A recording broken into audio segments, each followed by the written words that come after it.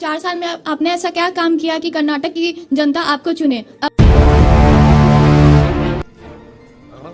और अगर आपने काम किया तो फिर आपको हिंदू मुसलमान बजरंग दल करने की क्या जरूरत है? क्या आपको अपने काम पे भरोसा नहीं है? और वो भी प्रधानमंत्री को, क्योंकि प्रधानमंत्री भाषण की शुरुआत जय बजरंगबली से मैंने ये क्या हो गया?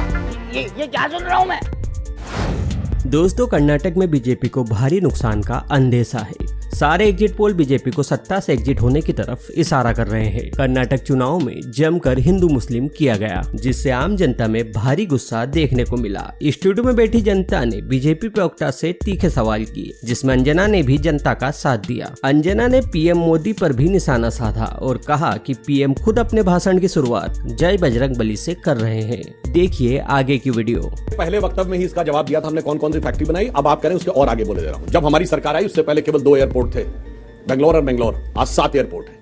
अगर आप में से कोई इधर बेंगलुरु गया हो, जरा T2 टर्मिनल देखिए किस ढंग का बन के खड़ा हुआ। बेंगलोर मैसूर की एक्सप्रेसवे जाके देखिए, 75 मिनट में वो पूरा होता है। और आपको पता है लास्ट 2022 में 75 साल का सबसे ज्यादा फॉरेन डायरेक्ट इन्वेस्टमेंट भारत में आया। उस भारत के एफडीआई में सबसे ज्यादा 38% गया है कर्नाटक में, और सॉफ्टवेयर और आईटी की इंडस्ट्री में 53% एफडीआई फिर लास्ट में पीएम को जाकर क्यों, जैसे वहां शमशान कब्रिस्तान बोला था वैसे यहाँ जय बजरंगबली बोलना पड़ रहा है? आश्चर्य की बात है, वो कब्रिस्तान को सैकड़ों करोड़ रुपए देने में नहीं हिचकेंगे, जबकि वो गैर इस्लामी है। इस्लाम के हिसाब से पक्की कब्र होनी नहीं चाहिए, और हम अगर उसका नाम ले लेंगे तो हम गलत। आप अपने संकल्प पत्र में या संकल्प करेंगे कि बजरंग दल को हम बैन करेंगे, जबकि आप पहले ऐसा करके मुंह की खा चुके हैं और उसके बाद हम बोले भी नहीं। मतलब ऐसी अभिव्यक्ति स्वतंत्रता के नंबरदारों का मैंने कभी नहीं सुना है। मेरा सवाल बीजेपी के प्रवक्ता से, बजरंग दल के प्रवक्ता से, बीजेपी नहीं बजरंग दल। बताता हूं उसका। कर्नाटक चुनाव के स्टार प्रचार की लिस्ट जारी होती है, पहला नाम प्रधानमंत्री जी का था, तो क्या एक देश के प्रधानमंत्री जी को किसी एक विशेष पार्टी के लिए चुनाव के लिए वोट मांगना सही है? सर, मेरा सवाल आपसे है, रेसलर्स की बात को जब भी पूछा गया है ढंग से जवाब नहीं दिया गया, साइड कर दिया गया है।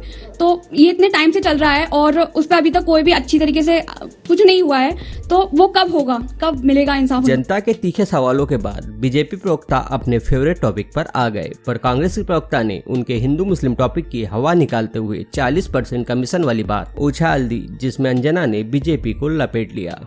जब हनुमान जी लंका दहन वहन करके वापस आ गए और भगवान से उन्होंने कहा, तो रामचंद्र जी ने कहा, तुम तो बहुत बड़ा काम करके आ गए, ये तुमने कैसे किया?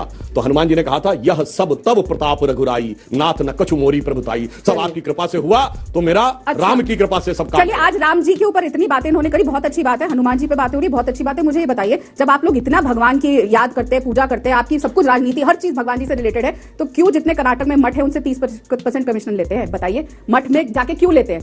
कैसे से हिंदू हैं आप लोग? मठ वाले लोगों से 30% कमीशन लेते हैं, लोगों की नौकरी रखनी है उनसे 50% कमीशन लेते हैं। मठ पे क्या आप ले रहे कमीशन उनसे? कौन सा मठ का नाम लीजिए, बताइए कौन कौन सा मठ की बात आप कर रहे हैं? सारे आपको पता है, मेरे बताने से क्या होगा? नहीं पता है, आप बताइए। ये एक रूल है और आज के अखबारों में भी आया है, पूरा रेट कार्ड छपा है कि कहां से कितनी कमीशन ली जाती है। अभी तक 40% और इनके खुद के, जिसकी वजह से पीएम को डबल ताकत लगानी पड़ रही है अन्य राज्यों से। अंजना जी की पत्रकारिता देखकर आप उन्हें क्या कहना चाहेंगे? कमेंट कर बताएं। वीडियो को लाइक करना ना भूले। धन्यवाद।